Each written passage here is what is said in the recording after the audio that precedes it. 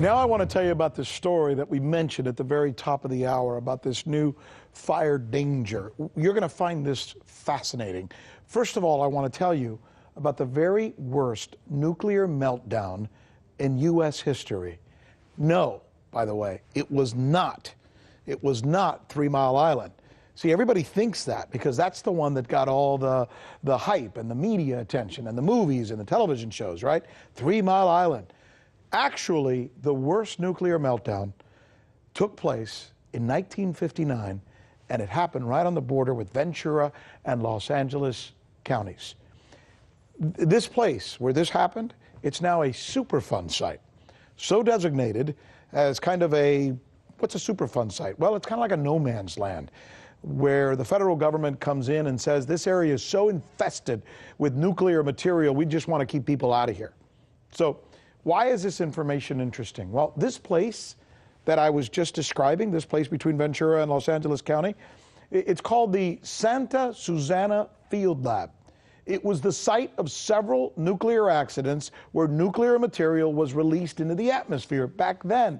In fact, by the time the leaks were finally sealed, when they finally were able to control the mess, 459 times more radiation was leaked than the 1979 meltdown that you hear so much about at 3 Mile Island. Okay, now, why is this important now?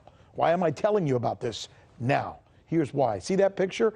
Because some of the almost 3,000 acres that encompasses that site, contaminated with those toxic materials that I just told you about, which is one of the worst in the world at the time, that's where the California fire is partly now burning.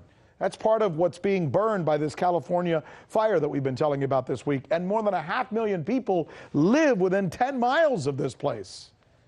All right, California environmental officials say there's nothing to worry about, even though we're looking at this picture and you can see that red area was where the fire was, right? But scientists and physicians for social responsibility in Los Angeles, that's an organization that's speaking out about this, including doctors, they're saying the toxic materials are in the soil and in the vegetation, and when it's burning because of these fires, it's becoming airborne in smoke and in ash. They say tonight that there is a real possibility of heightened exposure for some of the area residents. This is just the latest development in what is now being called one of the worst wildfires we've seen in California history.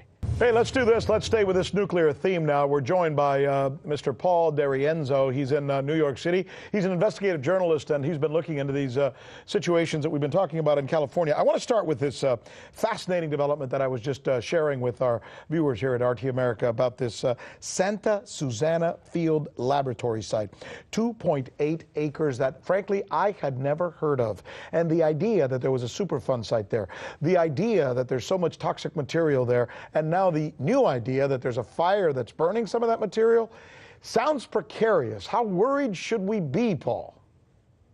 Pretty much worried. I mean, but in a way, the fact that that you didn't know about it till now shows that the people who set it up did their job well, because it was supposed to be classified from the very beginning when it began in the 1940s, and they did a lot of classified work there, mostly on rocket engines for everything from NASA to nuclear missiles.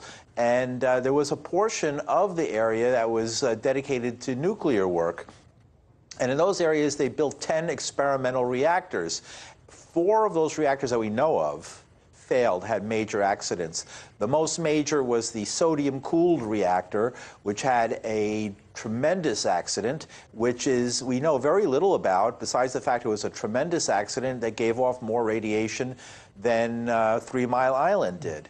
And other than that, very little is known. It's a highly classified site, and whatever we learn about it, we learn in dribs and drabs over a long period of time. Well, I'll tell you what we're learning about it now. We're learning that most of the area that you just described, where all these horrible things happened, where 459 times more radioactive waste was deposited than what we saw at 3 Mile Island, that place that you just described is now on fire.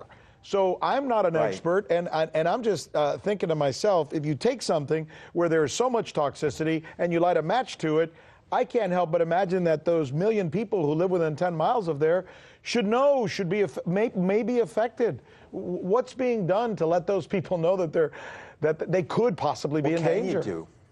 What can you do? Really, ultimately, I would say that every person who lives near a site like that should own a Geiger counter and their own Geiger counter, and should also, there's websites and different places you can go to that do independent research. And in fact, that's what the activists in that community and in the community by San Onofre both have been demanding, an independent review. Well, these guys with the environmental group there in California, I forgot the name of the organization, not the scientists and the doctors, but the government side, they're saying there's nothing to worry about. They've checked it. Everything is okay. Why shouldn't we believe them? They always say that. Well, why shouldn't we believe? You shouldn't. Why? You can't. Why? Because this class, a lot of the things that happen, at least on the at Santa Susana, were classified, and therefore they're things they're not just never going to tell you, and only accidentally does it come out. As far as San Onofre, the big problem there is where the waste goes, and that's a problem with all the nuclear plants, and it's double problem when you have a plant that's been decommissioned like San Onofre. Where do you put the actual parts of the plant when you knock it down? It's not like a house where you knock it down and put it in a hole in the ground. You have to put that stuff somewhere where it's safe, and you're not even allowed really to keep it anywhere. Under the present laws of the United States, you must keep radioactive waste from a nuclear reactor on the site of the nuclear reactor. And they have two ways of storing it. One is in a liquid pool of water, and the other are in special casks, dry casks, and made by the Holtec Corporation. And there's many problems with both. With the dry cask, what happens if the water with the wet cask, the wet method in the pool water, what happens when the water boils away, or if there's a crack or an earthquake puts a hole in the side of the pool and the water runs out? Then the reactive material and waste becomes hotter and hotter and hotter, and is very, very dangerous. Paul, what happens if... Yes. I'm just so sorry. We're out of time. I'm going to let you go. But you know what? It's a good interview. I really appreciate you sharing your perspective on this. And there's reason tonight, at least as far as we're concerned in California, to be concerned with that situation. We thank you, sir, for your time. Thank you. Hey, YouTube. Thanks for checking out our channel. We hope you enjoyed the video. We have tons of content for you just like this. For more of RT America's one-of-a-kind news and analysis, be sure to subscribe and never stop questioning more.